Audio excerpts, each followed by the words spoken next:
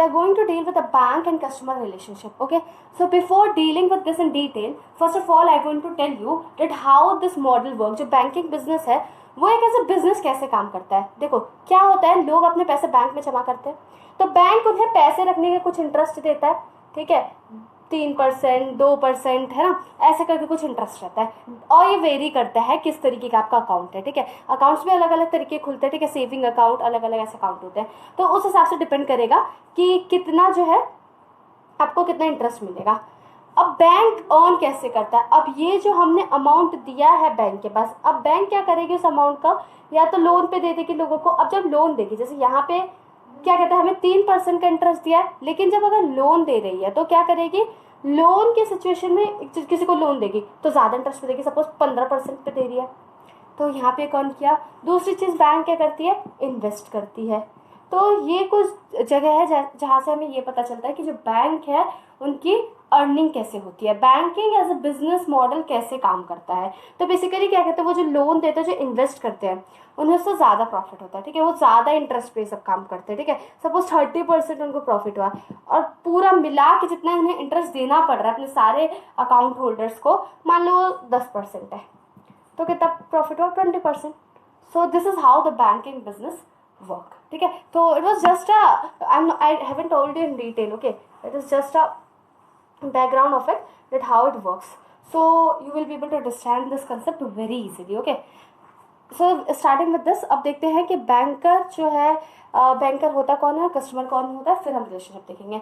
तो banker basically क्या काम करता है, पब्लिक से पैसे लेगा. ठीक है, पैसे जमा करते हैं लोग अकाउंट बैंक में जाके. ठीक है, लोन देता है बैंक, उसके बाद बैंक जो है इन्वेस्ट करता है. ठीक है, तो बैंक का मतलब बेसिकली ये सारे काम करता है. तो एक तरीके से क्या होता है कि लोग यहाँ पे अपने जाके पैसे डिपॉजिट करते हैं. Okay, you are very well aware of this term. Okay, and customer कौन होता है. अब बैंकर के कंटेक्स्ट में, हम लोग बैंकिंग के कंटेक्स्ट में कस्टमर बोले तो वो इंसान जिसका बैंक में अकाउंट होता है, जो अकाउंट होल्डर होता है, जिसने अपने नाम पे अकाउंट होल्ड कर रखा है, जो जाके पैसा जमा करता है बैंक में, उसे हम लोग बोलते हैं कस्टमर.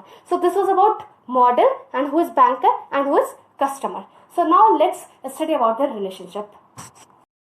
ये जो इनका रिलेशन है ना, ये दो कैटेगरी में फॉल करता है. एक होता है जनरल रिलेशनशिप के बारे में बात करते हैं, और दूसरा होता है स्पेशल रिलेशनशिप. तो जनरल रिलेशनशिप के बारे में हम लोग पहले डील करेंगे. ठीक है, तो सबसे पहला जो है relation as a debtor and creditor. अब डेटर एंड क्रेडिटर का रिलेशन कैसा आता है, यहाँ पे जो बैंक रहती है वो डेटर रहती है, और जो कस्टमर होगा वो यहाँ पे क्रेडिटर रहता है. अब ये रिलेशन कैसा अराइज होता है, सपोज मैं क्या कर रही हूँ, मैं कोई बैंक अकाउंट खोल रही हूँ, मैं बैंक अकाउंट खोल रही हूँ, तो मैं बैंक को क्या कर रही हूँ, ले जाके पैसा दे रही हूँ.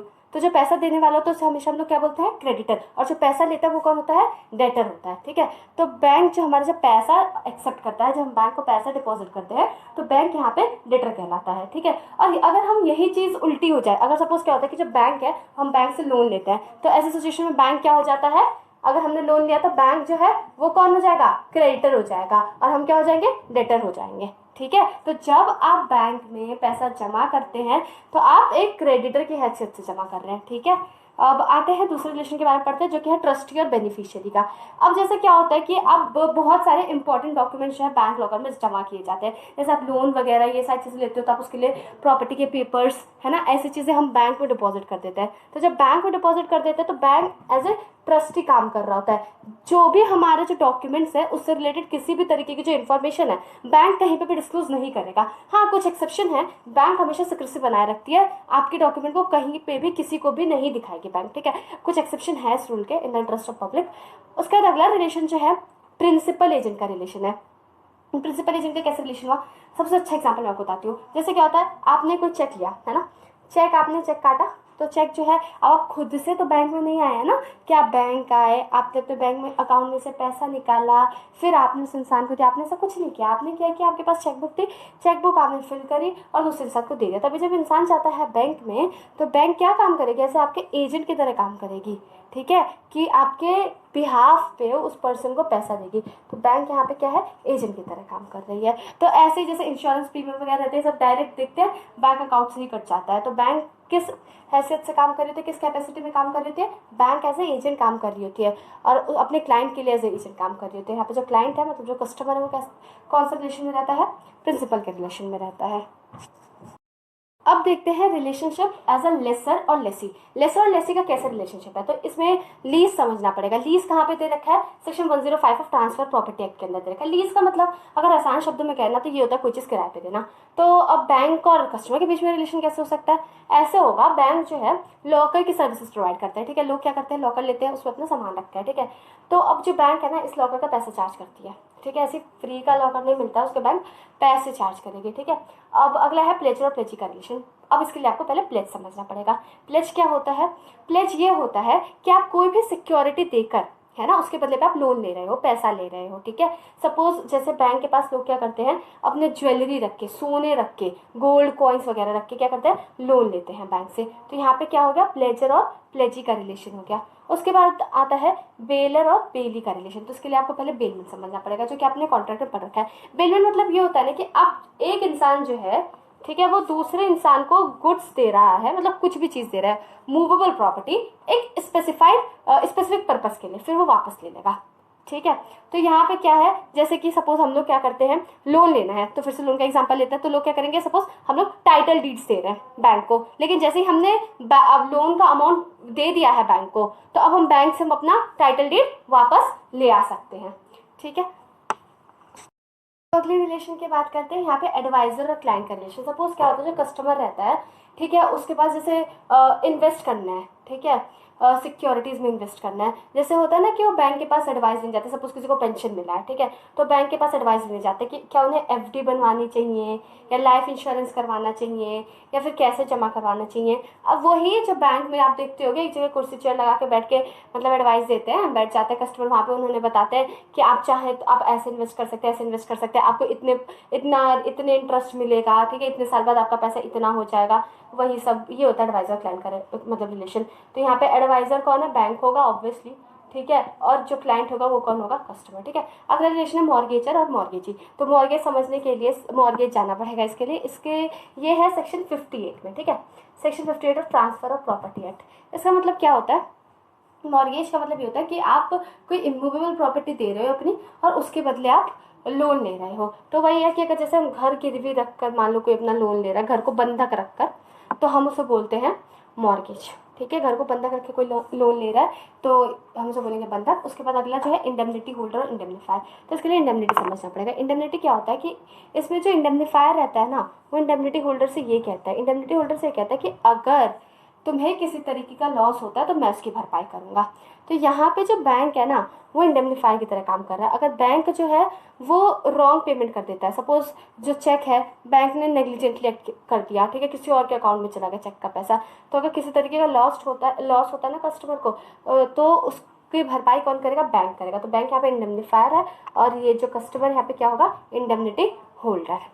तो अब हम देखेंगे स्पेशल रिलेशनशिप के। तो हमने जनरल रिलेशनशिप पढ़ा बैंक और कस्टमर के बीच में, अब हम लोग पढ़ेंगे स्पेशल रिलेशनशिप। अब बात करते हैं स्पेशल रिलेशनशिप की, ठीक है। तो मैंने आपको बताया कि जो हमने बैंक और कस्टमर के बीच का रिलेशनशिप दो कैटेगरीज में बांटा था, एक था जनरल रिलेशनशिप, एक है स्पेशल रिलेशनशिप। तो जनरल रिलेशनशिप खत्म हो गया, I hope it is clear. फिर भी अगर नहीं क्लियर होता तो do mention the comment box, ठीक है, आई हेल्प यू। अब स्पेशल रिलेशनशिप देखते हैं। तो इसके अंदर सबसे पहली जो चीज़ है वो ये है कि बैंक की ड्यूटी है कि चेक आपका ऑनर करे। मतलब आप किसी को चेक काट के दे रहे हो तो उसके बदले वो क्या करे, पैसा दे उस इंसान को, ठीक है। लेकिन उसके लिए भी कुछ कंडीशन है। अब बैंक चेक करेगी। पहली बात तो जो चेक है वो प्रॉपर फॉर्मेट में होना चाहिए। ये नहीं कि चेक जो है म्यूटिलेटेड है, कहीं से फटा हुआ है, ठीक है, ऐसा कुछ नहीं होना चाहिए। उसके बाद करेक्ट सिग्नेचर्स होने चाहिए, है ना। बैंक इस चीज़ की चेक करती है, ठीक है, कि जो सिग्नेचर है वो सही है या नहीं है, ठीक है, क्योंकि लोग अक्सर फॉर्ज भी कर लेते हैं सिग्नेचर, ठीक है। उसके बाद प्रॉपरली प्रेजेंट होना चाहिए, मतलब जिस बैंक में कहा गया है ना। और मतलब जो चेक है वो एंटी डेटेड नहीं होना चाहिए, या फिर पोस्ट डेटेड नहीं होना चाहिए, या फिर जो चेक है वो स्टेल नहीं होना चाहिए, ठीक है। उसके बाद अगला है सफिशिएंट फंड। अब आपके अकाउंट में सफिशिएंट फंड रहना चाहिए, ठीक है। अगर पैसा कम है तो बैंक जो है चेक ऑनर नहीं करेगा, ठीक है। तो कहाँ से बैंक में पैसा लाएगा अगर आपके अकाउंट में इतना पैसा ही नहीं है। और अगली बात, अगर जो ड्रॉवर है, मतलब जिसका अकाउंट होता है ना, वो कभी कभी क्या करता है, काउंटर मांड कर देता है पेमेंट। मतलब बैंक से बोल देता है कि मेरे अकाउंट से तुम किसी भी तरीके का भी मतलब चेक के थ्रू पैसा मत निकालना, कोई भी चेक आए आप उसे ऑनर मत करना मेरे बैंक अकाउंट के पैसे से, ठीक है। हो ऐसे सिचुएशन आ जाती है कि लोग ऐसा कर देते हैं। तो पहला रिलेशनशिप समझ आ गया, स्पेशल रिलेशनशिप की obligation to honour the cheque, ये तो बहुत इंपॉर्टेंट ड्यूटी है बैंक की, ठीक है। अब दूसरा है सिक्रेसी मेंटेन करना, ये इसका मैंने आपको पहले भी थोड़ा सा बता रखा था कि जो एक पर्सन है उसकी डिटेल है बैंक किसी को भी शेयर नहीं करेगी, ठीक है। आप जाओगे, आप पता करना चाहोगे किसी का बैंक के डिटेल्स, तो बैंक आपको अलाउ नहीं करेगी, ठीक है। हाँ कुछ सिचुएशन है जैसे इनकम टैक्स है ना, ये कस्टम्स एक्ट, तो उन एक्ट के अंदर कुछ है मतलब हमारे पास एक्सेप्शंस। अब हम लोग देखते हैं और रिलेशनशिप है, ये बैंक की ड्यूटी है कि वो सारे रिकॉर्ड्स मेंटेन करके रखेगा, ठीक है। जो कस्टमर है, उसके क्लाइंट है, उसके अकाउंट में किस तरीके का ट्रांजैक्शन हो रहा है, कब कहाँ पैसा जा रहा है, कैसे पैसे जा रहा है, तो ये जो पासबुक में एंट्री कराते हैं तो सारे डिटेल सामने आ जाते हैं। तो किसकी रिस्पॉन्सिबिलिटी है रिकॉर्ड्स मेंटेन करने की? बैंक की रिस्पॉन्सिबिलिटी है।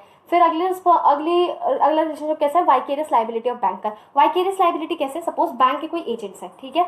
अब बैंक पे तो लोगों का ट्रस्ट रहता ही है, लेकिन बैंक के एजेंट्स क्या करते हैं, अगर फ्रॉड करते हैं किसी तरीके का, राइट, और अगर मतलब क्लाइंट को किसी भी तरीके से डिसीव करते हैं, तो इसके लिए जो बैंक होगी वो लायबल होगी। वाइकेरियस लाइबिलिटी पता है ना, मतलब इससे जो प्रिंसिपल रहता है वो लायबल रहता है अपने एजेंट की एक्शन की वजह से। तो यहाँ पे बैंक एजेंट जो भी काम करेंगे जिससे कि कस्टमर का लॉस हो रहा है, कस्टमर को फ्रॉड में ला रहे हैं, ठीक है, मिस रिप्रेजेंट कर रहे हैं कुछ चीजें, तो उसके लिए बैंक लायबल होगा। उसका बैंकर्स राइट टू लियन। लियन मतलब क्या होता है? सपोज आपके बैंक के पास किसी तरीके के पेपर्स है, ठीक है, या फिर आपने बैंक के पास ज्वेलरी दे रखी है, ठीक है, उसके बदले लोन दे रखा है, तो आप अगर लोन का पैसा नहीं दे रहे हो तो बैंक जो है उस ज्वेलरी को अपने पास रख सकती है, ठीक है। इसे बोलते हैं राइट टू लियन। इसके ऊपर we will make a long video, then we will discuss in detail. तो बेसिकली वही रहता है, लियन मतलब कहता है कि रिटेन द प्रॉपर्टी। जब तक पैसा नहीं मिलेगा बैंक को अपना, तब तक वो क्या करेगी, उस चीज को रिटेन करके रखेगी। जैसे मैंने आपको यहाँ पे एग्जाम्पल दिया सोने का, ठीक है, ज्वेलरी का एग्जाम्पल दिया, तो बैंक जो अपने पास ज्वेलरी रखेगी जब तक आप बैंक को पूरा लोन का पैसा नहीं दे देते, ठीक है। तो अब हम पढ़ेंगे कि ये जो रिलेशनशिप है बैंक और कस्टमर का, वो टर्मिनेट कैसे होता है। राउंड है लिक्विडेशन। अगर जो बैंक वो लिक्विडेट हो जाती है, मतलब बैंक के पास सफिशिएंट फंड्स नहीं है कि वो अपना बिजनेस आगे चला सके, या फिर पब्लिक इंटरेस्ट में नहीं है कि बैंक जो है अपना वो बिजनेस कंटिन्यू करे। दूसरा है अगर जो कस्टमर है वही मर जाता है। तीसरा है अगर जो कॉन्ट्रैक्ट है बैंक और कस्टमर के बीच का वो हो चुका है, सपोज लोन लिया था, अब लोन दे दिया है कस्टमर ने, तो वो जो रिलेशन होगा उन लोग के बीच में क्रेडिटर और डेटर का, वो खत्म हो जाएगा, ठीक है। उसका आता है वॉलेंटरी टर्मिनेशन। अगर क्या होता है अपना कोई अकाउंट खुद ही बंद करवा लेता है, ठीक है। और अगला है बैंक नोटिस। कभी कभी बैंक क्या करते हैं, किसी इंसान का खुद ही अकाउंट बंद कर देती है, पर बंद करने से पहले से नोटिस देना पड़ेगा। कुछ ग्राउंड ऐसे होते हैं पब्लिक इंटरेस्ट में से, अलग अलग ग्राउंड से, जहाँ पे खुद बंद कर सकते हैं, फिर बैंक का कुछ ग्राउंड होगा, तो ऐसे सिचुएशन में जो है अकाउंट बैंक खुद ही बंद कर देती है नोटिस देकर, ठीक है।